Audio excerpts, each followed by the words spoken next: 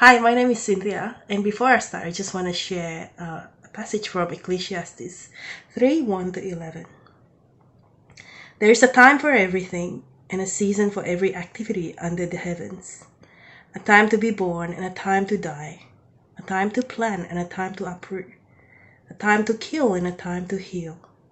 A time to tear down and a time to build. A time to weep and a time to laugh.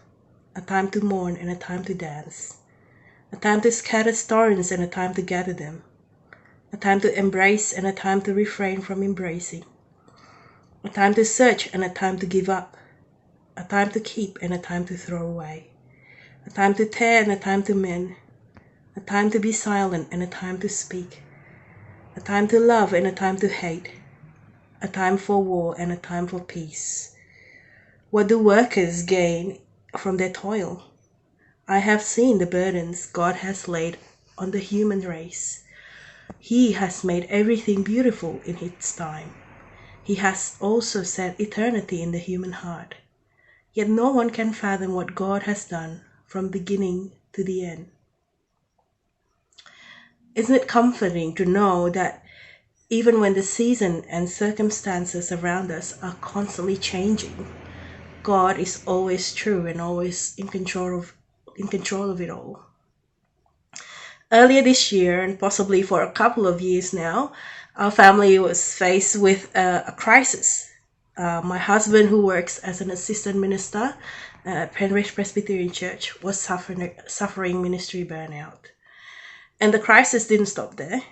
Being in Penrith earlier this year, our house was close to the bushfire, and the people in the area are constantly living in fear of the fire coming near them. Not only that, there were health issues and relationship issues that I was facing personally.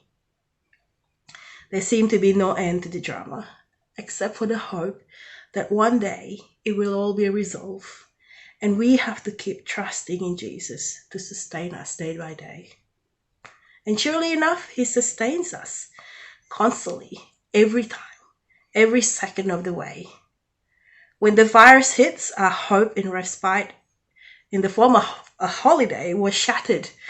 In place of that, Jesus gave us a more lasting solution. He gave us the isolation, and especially Himself.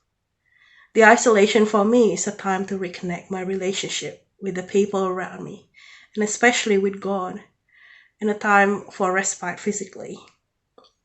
And thanks to the isolation, my husband was able to rest and find joy in ministry again.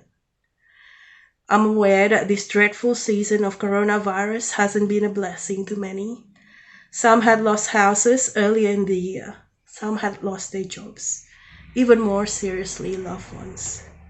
But I want to leave with this encouragement for those who are suffering and waiting for God to help them and comfort them. He has made everything beautiful in its time. He has also set eternity in the human heart. Yet no one can fathom what God has done from the beginning to the end. The now is temporary, but the eternal is sure. God promised that He will wipe away every tear and take away the pains and suffering of this world. Wait for that time.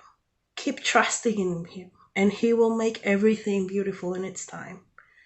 That His name alone will be glorified. Thank you.